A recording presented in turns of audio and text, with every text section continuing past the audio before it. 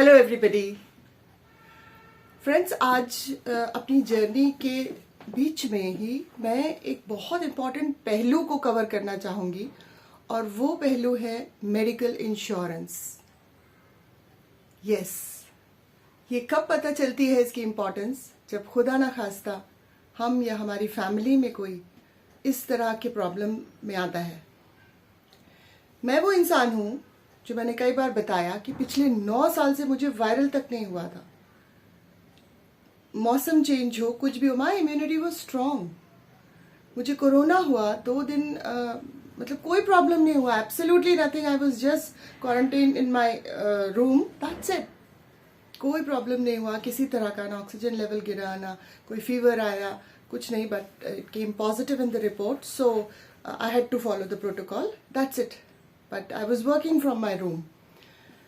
तो इस गुमान में मैं जी रही थी कि yes, my immunity is very strong, मुझे तो कभी कुछ होना नहीं है। मगर मेरे हस्बैंड, जो कि डेफिनेटली मुझसे बहुत ज़्यादा समझदार हैं, वो मेडिकल इंश्योरेंस हमेशा से लेते आए हैं।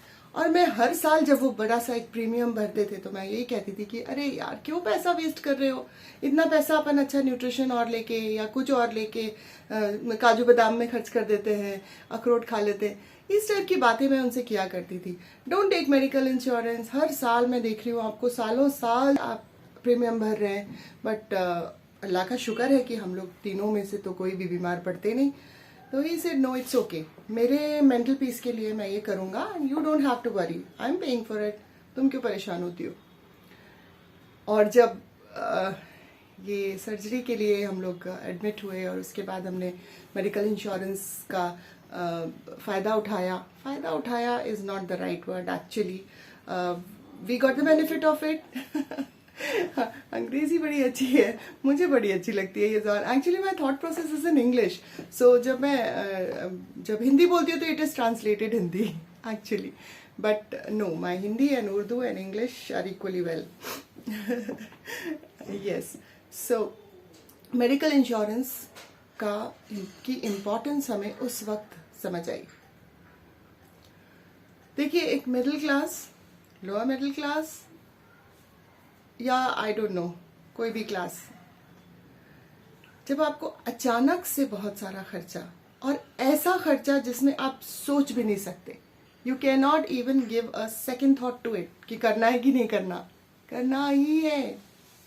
यू डोंट आस्क किसी डॉक्टर के कैबिन में घुसने के पहले कि इनकी फीस कितनी है, या MRI, CT scan, PET scan, ये स्कैन, वो स्कैन, फलाना culture, Doppler test, this that. आप हर चीज़ की प्राइस नहीं पूछते बैठोगे, ये कितने का होगा, ये भैया इतने का कर दो ना, no no. So expenses are pretty high. जब भी कभी आप किसी बीमारी की गिरफ्त में आते हैं तो फिर आप एक्सपेंसेस को कंट्रोल नहीं कर सकते।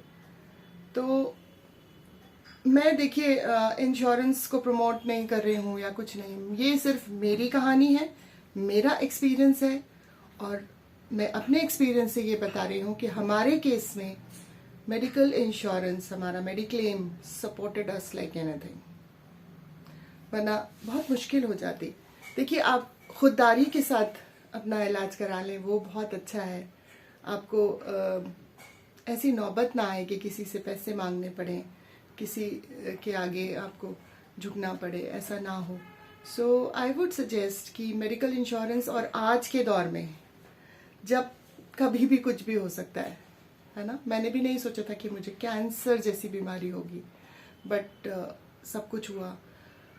End of course savings save करके रखिए, उस पर मैं किसी दिन प्रॉपरली पूरी बात करूंगी कि आपकी अर्निंग का कितना पार्ट सेविंग में जाना ही जाना चाहिए।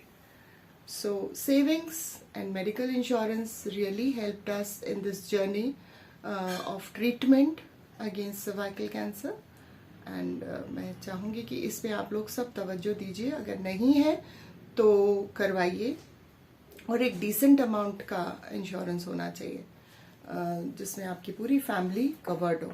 नॉर्मली प्राइवेट सर्विसेज में तो आजकल कवर्ड होता ही है, अगर कोई बच्चा या बच्ची प्राइवेट सेक्टर में है तो वो फैमिली को, पेरेंट्स को भी कवर करते हैं, बट हमारे केस में ऐसा नहीं था। We are both are self employed, so I am in job of course, but it was pretty new November में मैंने जॉब ज्वाइन किया था एंड फरवरी में ये डिटेक्ट हुआ था।